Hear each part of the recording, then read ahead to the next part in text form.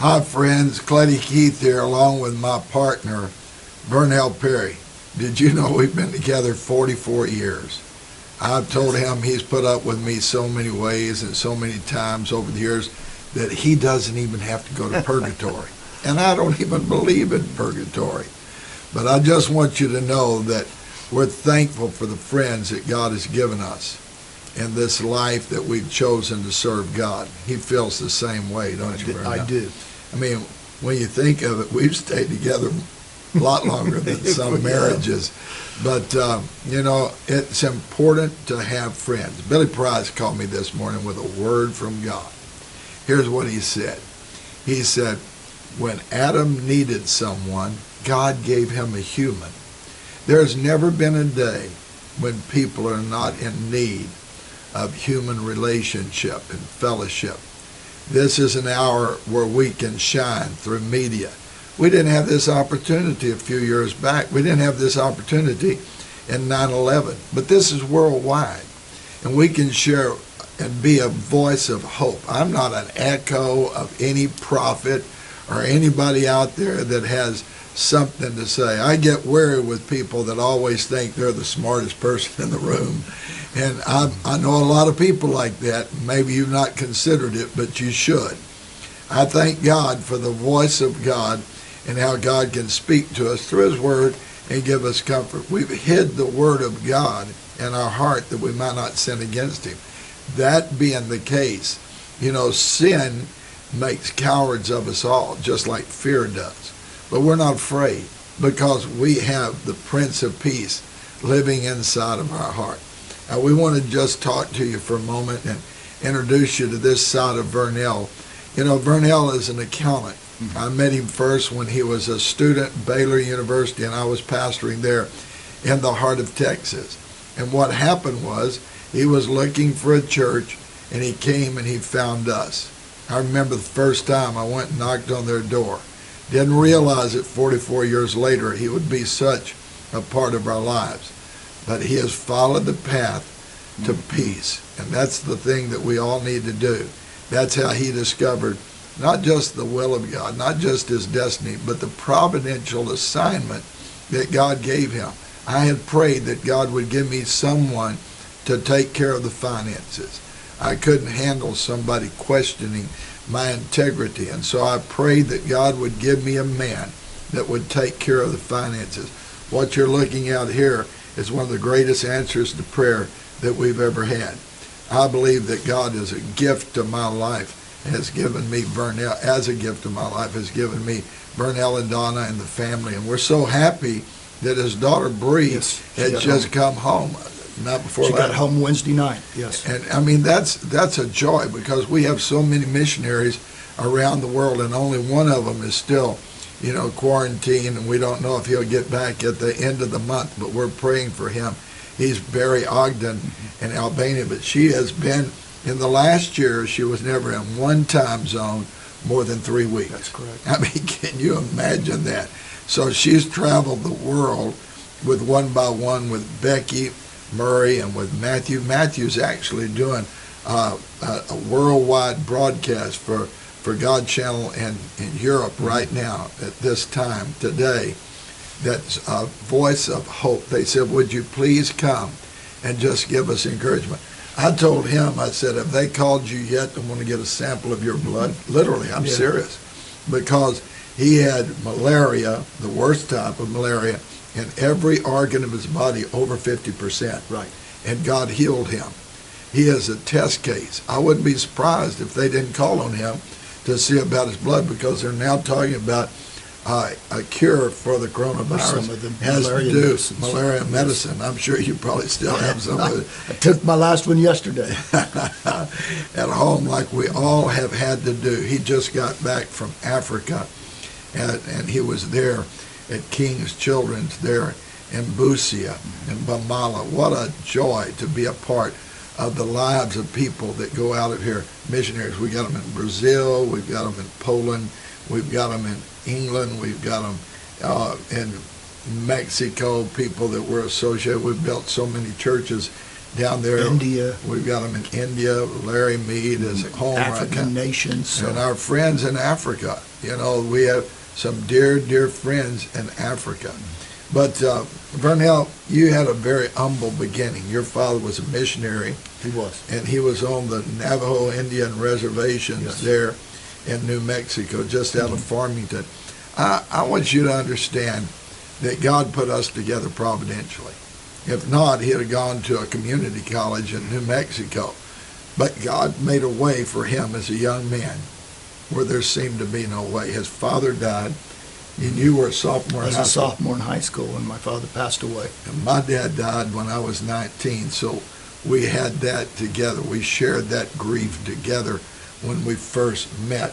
Now, would you tell them how God provided for you? I think it would encourage people to see how that God put us together providentially. Well, I believe that God is providential in everything, and many times the providential hand of God starts way before we are even aware of what he's doing in our lives. When my father passed away, I loved education. I wanted more than anything else to get a college education. And my mother had never worked.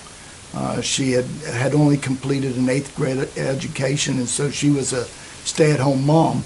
And so I thought my chance of going to university was over.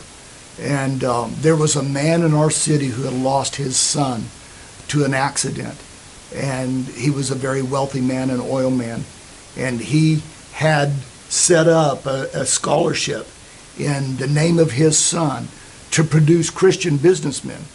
And through a relationship with a lady I knew at the bank, she was his best friend, his wife and her You were best working friends. at a bank at And that I was working as a high school student at a bank. And she... Why am I not surprised? So she talked to this man and said, I believe you need to give this young man a scholarship. And of course, you had to qualify and things like that. But in the end, God got that scholarship for me. And it was a scholarship to produce Christian businessmen. And that Baptist man gave me a scholarship to Baylor University. That was the only university he would allow you to go to. And of course, Baylor was in Waco, Texas. And God providentially took Donna and I to Waco, and from there, I believe that relationships are God-given as well. I don't think, sometimes we steward a lot of things, but we don't steward relationships. And I believe that God put Pastor in Donna and I's life when we were at risk the most. We were away from family and church, and that's when you start to get separated. But God knew, and he put Pastor in our lives, and from there it has been a history of God working through Pastor in my life. But everything that we've done together, and I want you to understand the word together. Matter of fact, it'd be a good Bible study for you today to go into the New Testament, see how many times the word together is used. Now, actually, Vernell has been a major part of everything we've done. You can't do the things God has called me to do without having somebody that's watching your back. And we've rejoiced in victories, and we've shared some experiences of danger. This guy is the best hippopotamus rider I've ever seen in my life. He actually, along my son, Scott Willis, and others, has ridden a hippopotamus. And people in Africa don't believe that. In a river, not just out on the land, in a river. Actually rode the hippopotamus. Yes. And then not only that, Vernell, we've had some other experiences. Yes, we've seen tragedy. We've seen people laying around us dead, covered with sheets, and your head was split open like a watermelon. 39 stitches. He was so pale because he doesn't expose his skin to the sun because of, a thing in their family that he has to deal with skin cancers. But when he took his shirt off, and he is skinny like he is now, I just hate him for that. But he took his shirt off, and he put it on his head where he was bleeding profusely. 39 stitches right up this side of his head. And we're in Africa when AIDS is running rampant. I mean, this is a tragedy. 13 people laying around on the ground that are dead, that have literally, their land, they're dead. And what happened is he took his shirt off and he went over and sat down.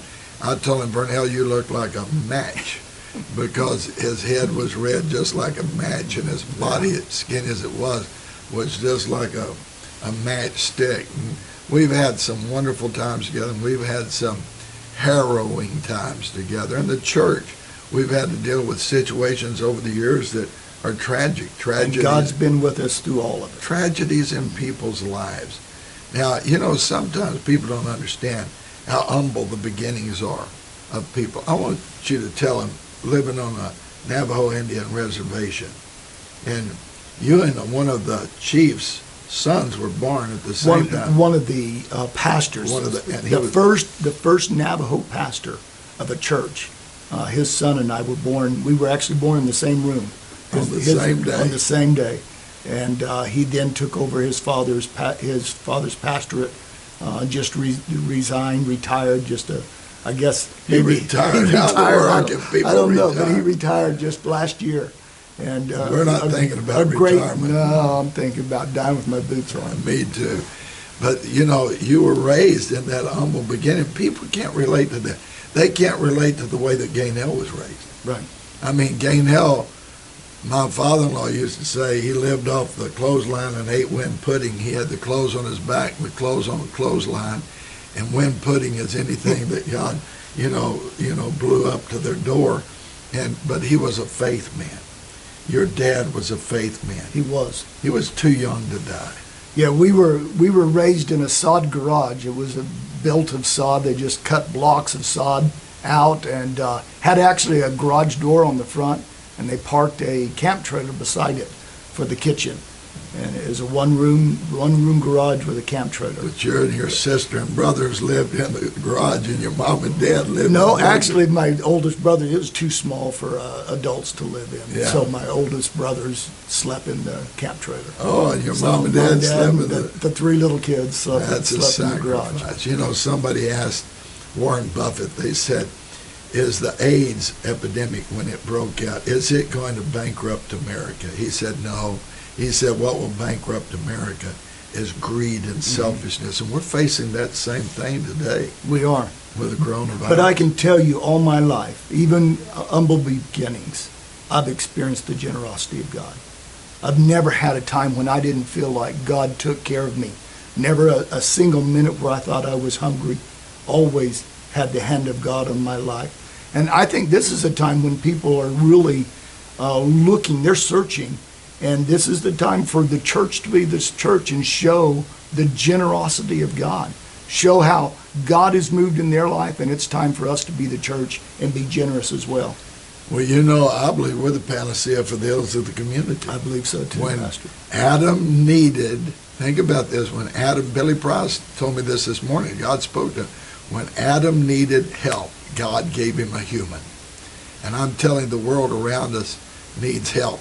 And we've got Christ in our humanity. We've got him in our heart. He lives in us. And it's time for Christ to shine through us. It is. There are people that are going to have needs. We don't know how long this is going to take. I've heard prophetic words, but I'll weigh them. I will judge. I won't sue anybody over the words they've given, but I certainly will weigh them and make sure and listen. A prophetic word is not a finished word until it's judged. Right. And so if somebody gives somebody a word this time, just say, well, let's go to some elders and see if they can judge this word. People don't want to do that. They want the word. Right. They want somebody to give them a word. We've got the word. We've got the Son of God living on the inside of us. He is our hope.